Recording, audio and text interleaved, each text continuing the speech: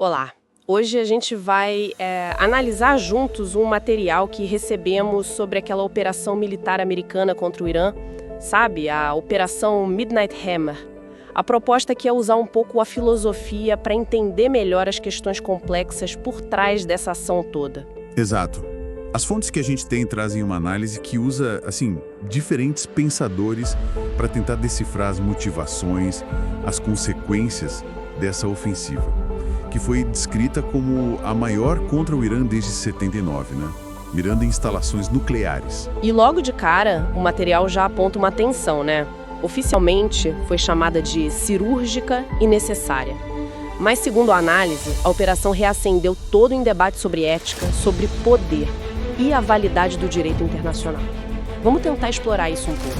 Bom, o ponto de partida natural para essa discussão, e que o material explora bem, é a doutrina da guerra justa. É um conceito antigo que vem lá de filósofos como Santo Agostinho, Tomás de Aquino. Basicamente, ela coloca critérios, para uma guerra ser considerada moralmente aceitável.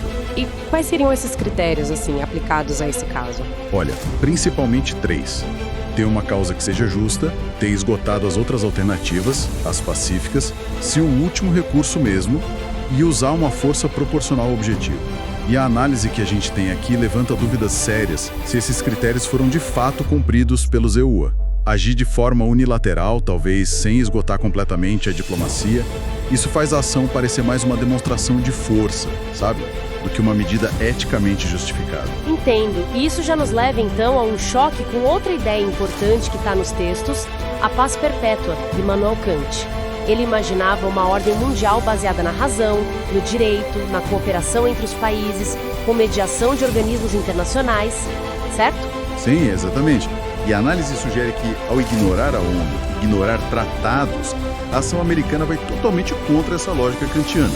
Mostra como essa visão mais idealista do Kant acaba sendo frágil, quando um país poderoso decide agir por conta própria. Isso meio que reativa a desconfiança à lei do mais forte nas relações internacionais. A razão parece que ficou de lado ali. Agora, uma perspectiva bem diferente que o material traz é a do Thomas Hobbes. Ele via as relações entre as nações como um estado de natureza, Uma luta constante por poder, por segurança, sem uma autoridade maior para impor ordem. Pois é.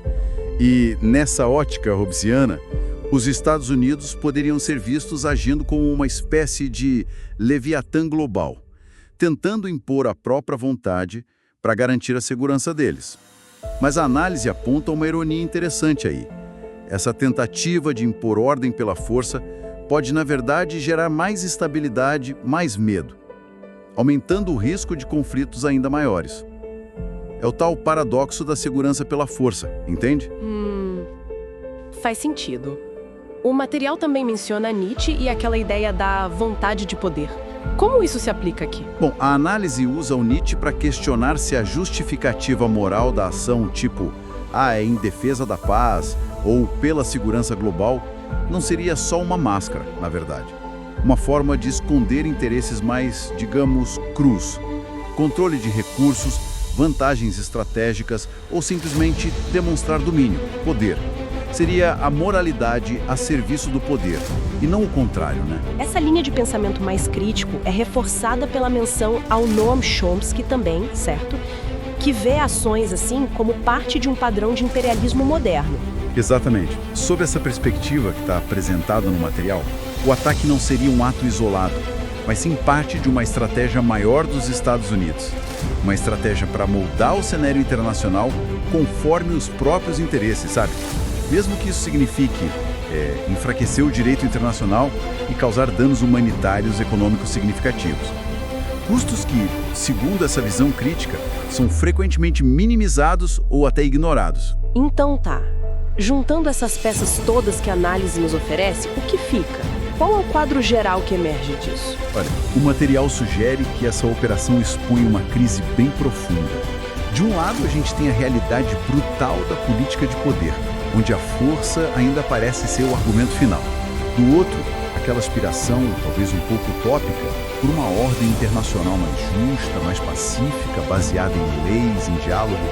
A ação, pelo que a análise indica, parece ter reforçado o primeiro lado, em detrimento do segundo. fica bem claro que a filosofia não vai dar respostas fáceis para isso. Mas ela nos força a pensar criticamente sobre as justificativas, as consequências de atos como esse. Sem dúvida alguma. E a reflexão final que o próprio material propõe é justamente essa. Será que a gente está caminhando para uma ordem global onde o diálogo e o direito realmente prevalecem? Ou a lógica da força, da guerra, vai continuar sendo a ferramenta principal das grandes potências para resolver as disputas? É uma questão que, infelizmente, continua bem aberta.